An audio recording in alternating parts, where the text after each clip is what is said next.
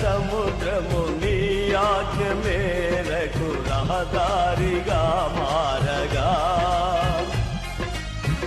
దాటిరే నీ జనులు బహుక్షేమముగా ఆ జలములలోనే శత్రు సైన్యము మునిగిపోయెనే